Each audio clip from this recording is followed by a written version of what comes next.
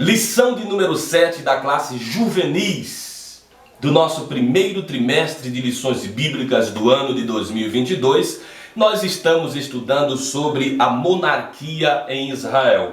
E antes de falarmos a fundo sobre esta lição, eu quero trazer a definição do termo monarquia. Para estudarmos sobre a monarquia em Israel, precisamos entender o que significa ser, qual que é a definição, por mais simples que seja ou básica, sobre monarquia. Monarquia é um governo em que o chefe de Estado tem o título de rei ou rainha. No nosso caso, no Brasil, o nosso chefe de Estado é o nosso presidente da República. No livro de 1 Samuel, capítulo 8, versículo 5, parte B, que diz assim: Constitui-nos, pois, agora um rei sobre nós, para que ele nos julgue como tem todas as nações. Vamos para a introdução da nossa lição. A introdução da nossa lição diz assim: a nação de Israel rejeitou o plano de Deus e seguiu a forma de governo dos povos vizinhos, a monarquia. Então nós percebemos que o povo de Israel,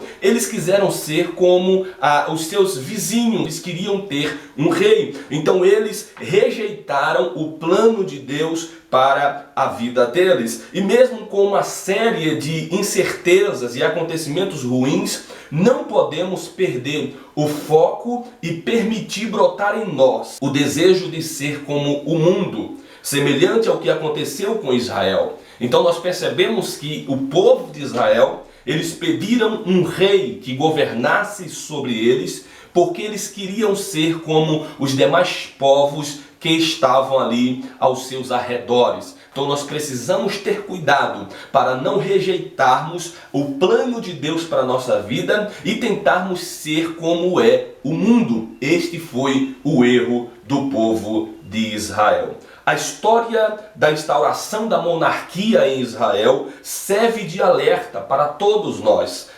Não podemos ter inveja dos ímpios. Nós precisamos confiar em Deus e obedecer a sua palavra em todas as situações. Não tome como exemplo para a sua vida o exemplo dos filhos de Israel, que quiseram ser como seus vizinhos, como as pessoas que moravam nas suas proximidades, nos seus arredores. Primeiro ponto da nossa lição: o povo pede um rei.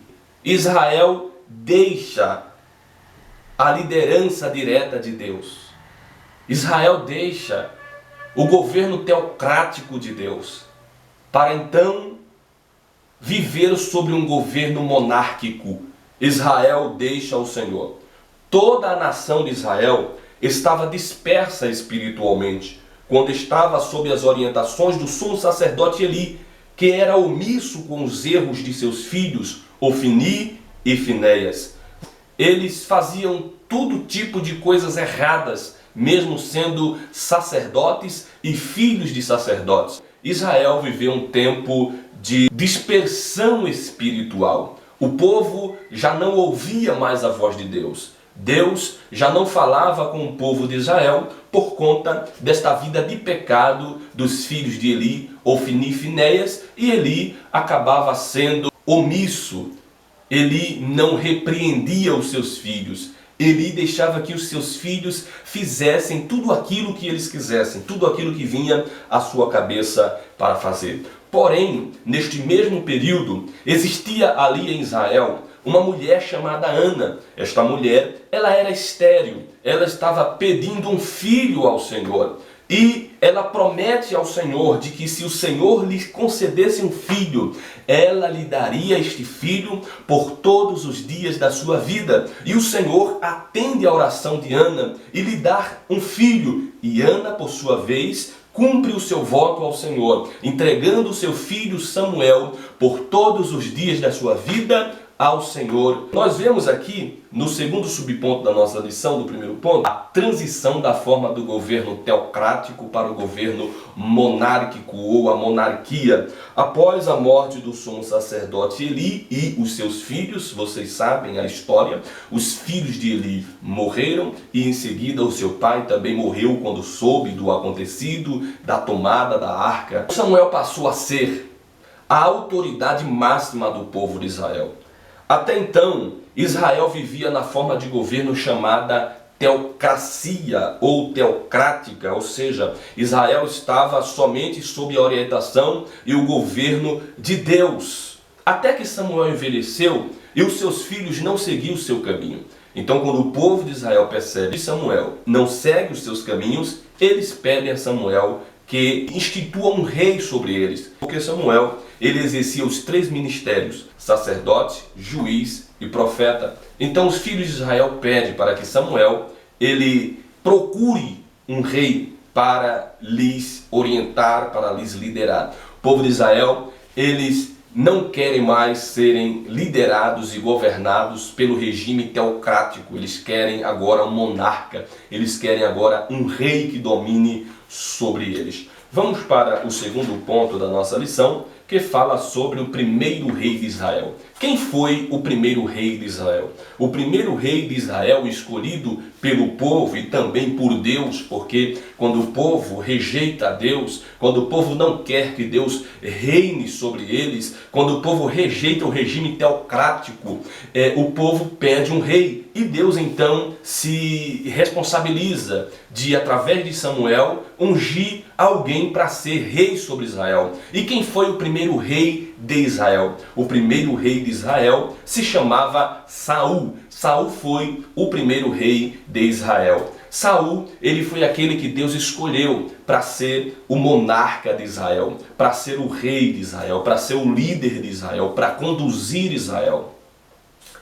Porém, Saul, ele é rejeitado por Deus. Por quê? Porque apesar de Saul ter começado bem, Saul terminou mal. Então aqui está um segredo. O que importa realmente não é como você começa. Você pode até começar mal, mas o mais importante é que você termine bem. Então Saul começou bem. Ele foi escolhido por Deus, ele começou a governar bem, ele era humilde, mas com o passar do tempo, Saul, ele se desvia dos caminhos do Senhor. Saul, ele desobedece a Deus. Deus pede que Saul vá contra os amalequitas e destrua tudo que eles tivessem, tudo que eles possuíam. Porém, Saul vai e ele poupa alguns bens dos amalequitas. Saul, ele poupa a vida do rei dos amalequitas. E Deus, ele não aprovou essa atitude de Saul, porque Saul havia rejeitado, Saul havia desobedecido a voz de Deus. De forma que o profeta Samuel vai até Saul e diz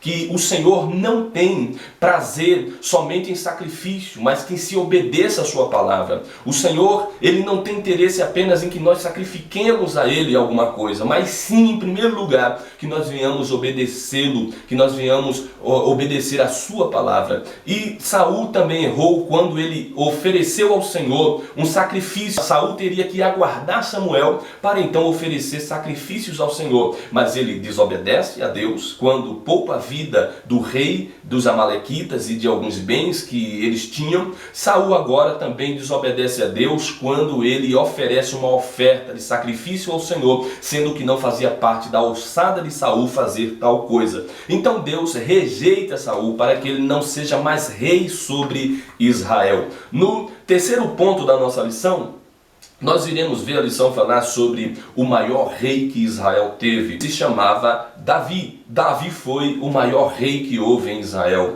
Davi também foi um homem escolhido por Deus. Davi, portanto, foi o homem segundo o coração de Deus. Deus havia escolhido Davi para substituir o Saul, porque Saul havia desobedecido a Deus, Saul havia se desviado dos caminhos de Deus, não havia mais retorno para Saul. Saul estava afastado dos planos de Deus para continuar sendo rei de Israel.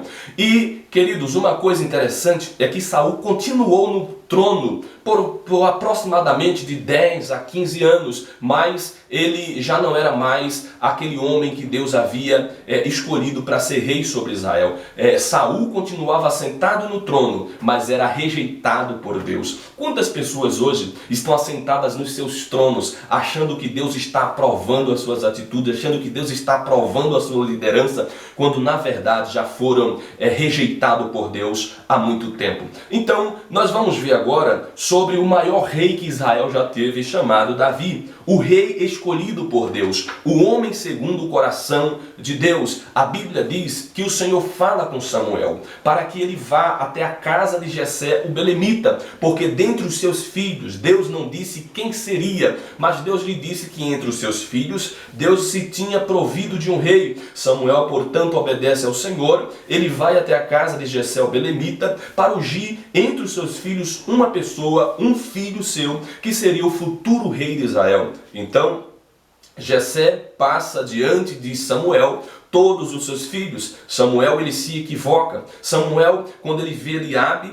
ele se embeleza pela sua formosura, pela sua estatura, pela sua aparência, e Deus interveio. Deus diz: Samuel, não olhes para a aparência, não olhes para a altura, não olhe para a estatura, porque eu tenho rejeitado, porque eu não vejo como vê o homem. O homem vê para aquilo que está por fora, o homem vê para aquilo que está diante dos seus olhos, porém eu olho para dentro do coração do homem, não é este que eu tenho escolhido. Outra coisa importante que nós devemos destacar é que se Deus não estivesse intervindo ali naquele momento, naquela situação, Samuel provavelmente teria ungido a pessoa errada. Então, Samuel, ele unge Davi. Samuel, ele unge Davi diante de todos os seus irmãos. Davi era o menor, Davi era o mais novo. Davi não estava naquela reunião. Davi estava no campo pastoreando as ovelhas, mas ninguém sentou à mesa para participar daquele culto antes que Davi chegasse, antes que trouxessem Davi. E quando Davi é trazido até a presença de Samuel, o profeta, sacerdote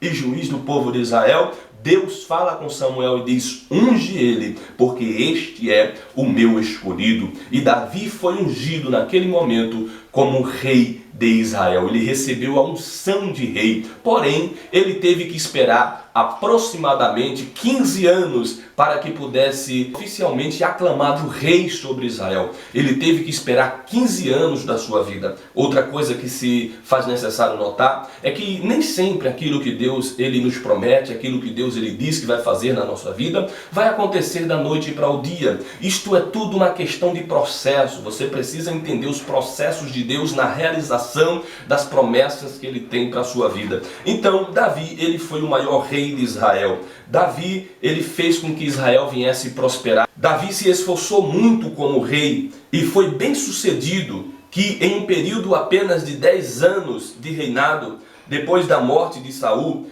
expandiu o seu reino. Davi foi um grande líder estrategista que soube influenciar guerreiros e por meio de companheirismo, diplomacia, conquistas militares, sobretudo por sua constante dependência do Senhor, tornou-se o maior rei que Israel já teve. Então, o reinado de Davi foi um reinado muito abençoado, porque Deus estava com ele, porque Davi obedeceu a Deus. Davi errou, sim, e Davi errou muito feio. Davi cometeu vários erros, vários pecados. Davi adulterou. Davi não foi um homem que não pecava, que não errava por ser o homem segundo o coração de Deus. Mas Davi era um homem que sabia reconhecer os seus erros, reconhecer os seus pecados, que se arrependia, que pedia perdão a Deus, e Deus ouvia as suas orações, perdoava o seu pecado, porque Davi, ele era um homem que sabia reconhecer os seus erros e, portanto, o seu reinado foi um reinado abençoado.